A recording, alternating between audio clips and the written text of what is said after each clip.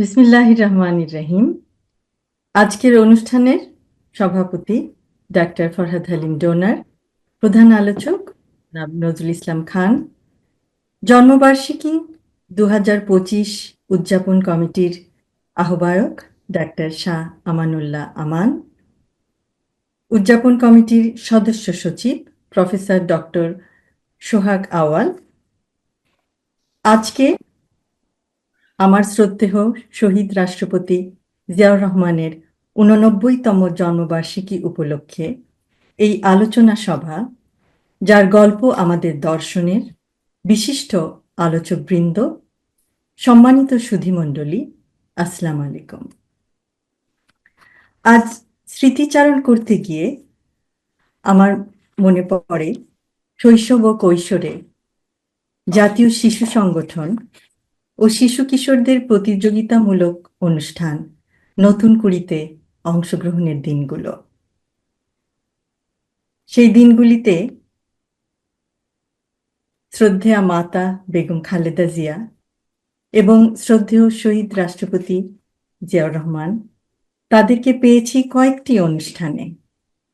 তাদের উৎসাহ, অনুপ্রেরণা আমার মতো আরো অনেক শিশু কিশোরদের চলার পথের পাথেয়। আজ জন্মবার্ষিকী উপলক্ষে তার উদ্দেশ্যে একটি কবিতা উৎসর্গ করতে চাই।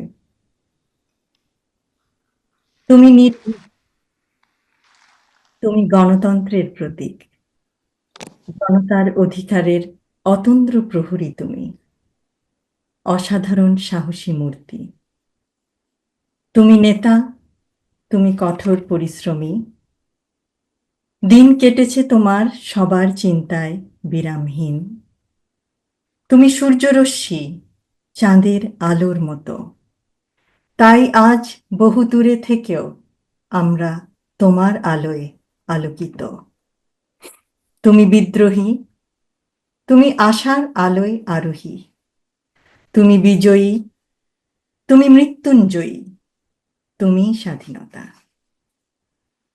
পরিশেষে আমি এই অনুষ্ঠান আয়োজক কমিটির সকলকে ধন্যবাদ জানাই এবং বিশেষভাবে ধন্যবাদ জানাই জিয়াউর রহমান ফাউন্ডেশনের প্রত্যেকটি সদস্যকে, যাদের অপরিসীম চেষ্টা ও অসাধারণ পরিশ্রমের মাধ্যমে আজকের এই জন্মবার্ষিকী অনুষ্ঠান সার্থকভাবে সম্পন্ন হয়েছে। সকলকে আবার ধন্যবাদ।